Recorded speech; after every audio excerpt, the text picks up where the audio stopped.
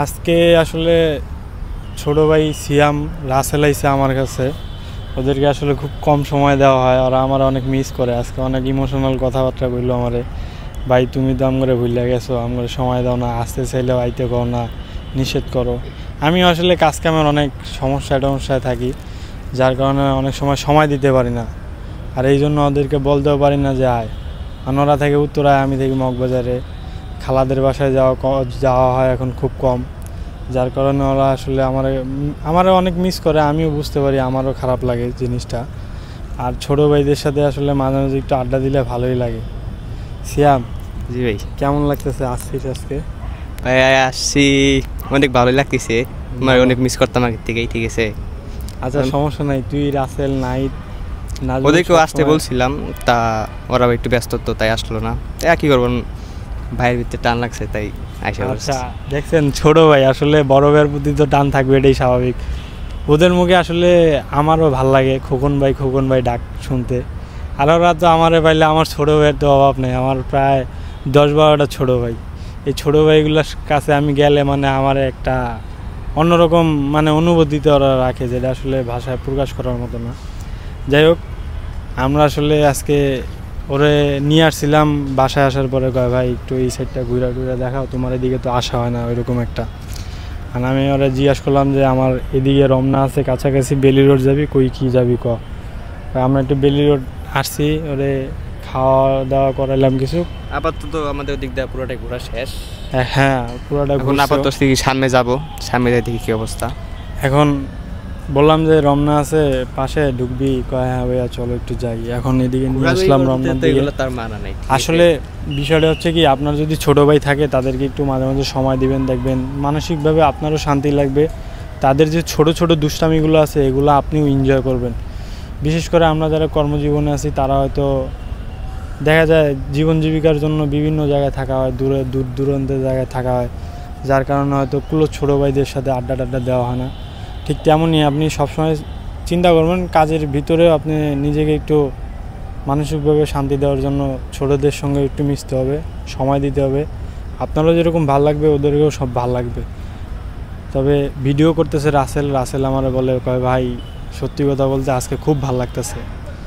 আসলে আমারও বিশ্বাস করবেন কিনা আমি বুঝাইতে পারবো না এই ফিলিংসটা। আমারও লাইফের ফার্স্ট টাইম ওদেরকে এইভাবে আজকে। তোমার কি আর ভালো লাগতেছে ভাই? ঠিক আছে, তোমাদের হচ্ছে যে আমার আরো আমাদের দুজনে আরো অনেক ভালো লাগতেছে, কারণ এতদিন পরে বড় ভাইটার সাথে দেখা।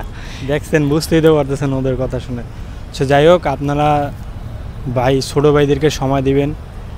সময় আপনার ছোটো ভাইয়ের সাথে ওইরকম আপনি ফ্রি না থাকলেও আপনি মাঝে মাঝে একটু ওদেরকে সময় দিবেন, আড্ডা দিবেন, এক জায়গায় যাইবেন।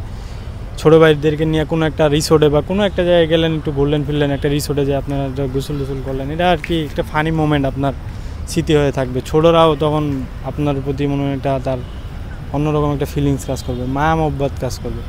সবসময় ছোটোদেরকে যে শাসনে রাখবেন তা না, সবসময় জুনিয়রদেরকে একটু কাছেও রাখার চেষ্টা করবেন। তাহলে দেখবেন যে আপনার ওরা আউট কোনো পোলাবানের সাথেও মিশবে না, দেখা যায় যে ওরা বাজে কোনো ছেলেমেয়েদের সাথেও মিশবে না। ওই টাইমটা হয়তো আপনি ওরে বোঝার চেষ্টা করতে পারবেন যে ও আসলে কী করতেছে, বা ও আসলে ওর ফিউচার প্ল্যানিং কী, সব কিছু জানার চেষ্টা করবেন। ছোটোদেরকে সবসময় একটা ভালো বুদ্ধি পরামর্শ দেওয়ার চেষ্টা করবেন। আর ছোটরা বড়দের সাথে থাকলে সবসময় পজিটিভ চিন্তাভাবনাই ওরা পায়। তো যাই হোক সিয়াম, নেক্সট কবে আসবি আবার ক? নেক্সট ভাই যেহেতু এবারে আসলাম, তো দেখি আলহামদুলিল্লাহ আবার 2 সপ্তাহ পর আসতে পারি। 2 সপ্তাহ পর?